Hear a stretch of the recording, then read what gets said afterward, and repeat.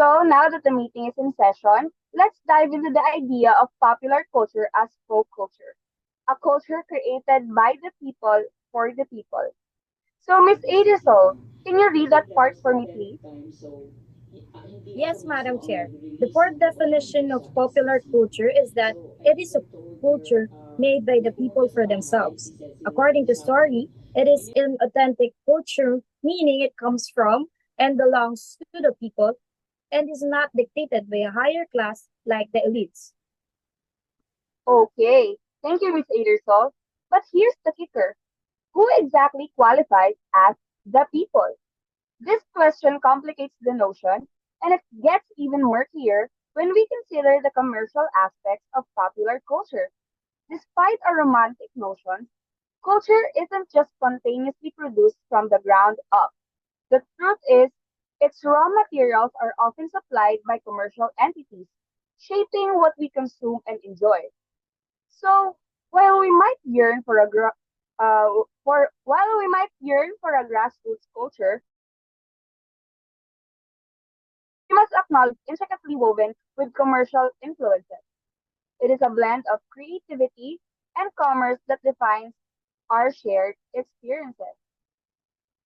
For the next one, we have the Marxist Antonio Gramsci's concept of hegemony. It refers to the way in which dominant groups in society, through a process of intellectual and moral leadership, seek to win the consent of subordinate groups in society. So Antonio,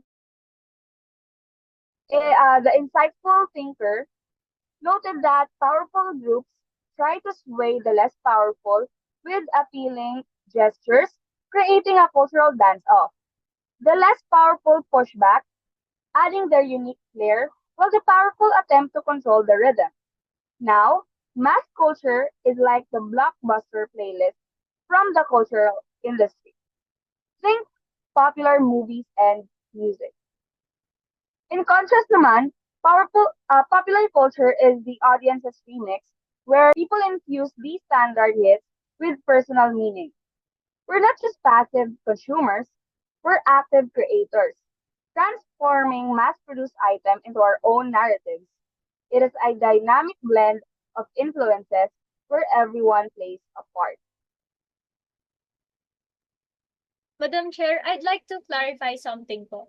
Does this theory explain how the dominant group, such as media personalities or popular influencers, are able to control or shape the general audience perception, whereas the subordinate group can be influenced by watching or listening to what the dominant groups do? For instance po, TikTok content creators can shape the perception of the general audience, but they can also resist and don't passively accept everything as previously mentioned. Tama po ba, Madam Chair?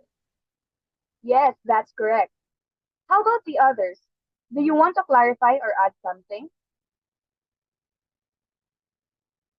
So, okay. And ang panghuling definition naman ng popular culture, according to John Story, is that popular culture is one informed by recent thinking around the debate of postmodernism. Postmodern culture is a culture that no longer recognizes the distinction between high and popular culture. So it is an ongoing debate about postmodernism and its relationship with popular culture. A fascinating shift in, uh, emerges. The lines between high culture, think classical music and fine art, and popular culture, like pop music and movies, are increasingly blurred.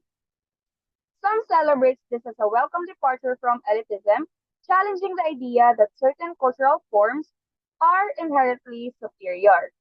Yet, others raise concern that this blending signals an encroachment of commercial interests, where profit and advertising overshadows the genuine artistic impression. Take television commercials and pop music, for example. Their mutual influence complicates our ability to distinguish between authentic creativity and commercial driven content. It's a rich tapestry of culture where the stakes of authenticity are constantly in play. So I guess there are no questions regarding this. Let's proceed to our next subject matter. which is the nature of popular culture.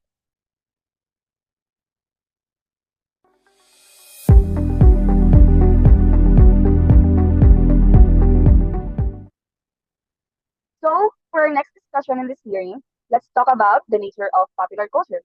I'll give the floor to Ms. Adersol. Thank you, Madam Chair. To give you an introduction, understanding the nature of popular culture helps reveal the social and economic forces that shape the everyday lives of the people. As Ms. Helena mentioned a while ago, mas lalong nag-wide yung popular culture natin dahil sa mass media. As these products have become more affordable and portable, the obstacles to accessing popular culture have diminished, allowing it to spread more rapidly.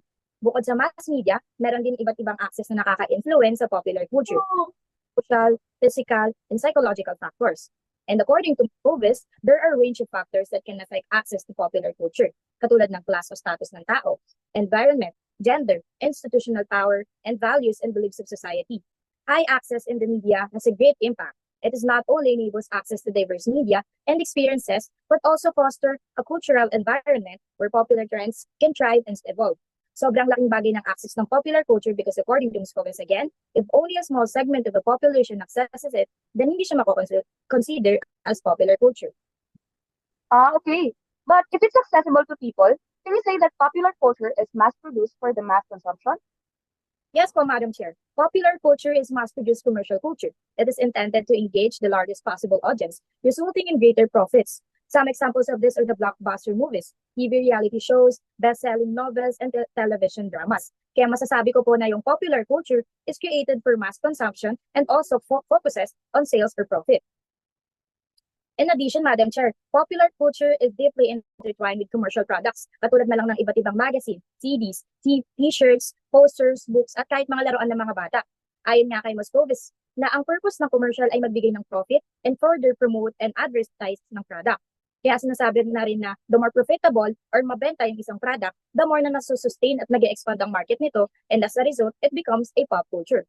Take as an example na lang po yung mga internet memes na social media, lalo na yung mga sikat. Ginagawang opportunity yun ng mga business owner para gawing design or content sa mga poster, shirts, mags, and other merchandise. At dahil sikat nga yung mga memes na yon, binibili siya at at the same time na pagkakakitaan ng gumawa. This demonstrates that demand develops and expands due to media, marketing, and dissemination processes. I'd like to ask, no, merong nakalagay sa document na to na ang popular culture is constantly changing and evolving. What can you say about that, Ms. Adersol? As per the document says, popular culture experiences both continuity and change. As it continually shapes society while also being shaped by it. At dahil nga ron, kailangan mag-respond yung popular culture sa evolving desires and preference ng society. They need to adapt the changing needs of consumers as trends shift within a broader social and cultural landscape.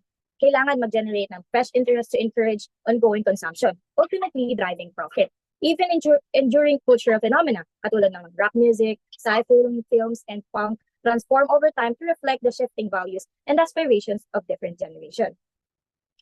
Before I conclude this hearing, any questions from the respected members of the committee and meeting participants? So Madam Chair, it seems there are no further questions. Since I have mentioned all of the nature of culture, we now say that the nature of popular culture is deeply tied to accessibility and mass consumption. It reflects the tastes and values of general public and is characterized by its ability to quickly adapt to societal change and trends. This constant evolution makes popular culture both a reflection of societal norms and driving force behind them, influencing identity, behavior, and collective experiences on a global scale. Okay, thank you for that, Ms. Adersol. And to the respective members of the Senate, and to everyone who participated today, thank you for your time and contributions. We've heard valuable insights and perspectives, and we will carefully review everything that's been presented. Your contributions are essential to this process, and we appreciate your dedication. The next step will be communicated in due course. This hearing is now adjourned.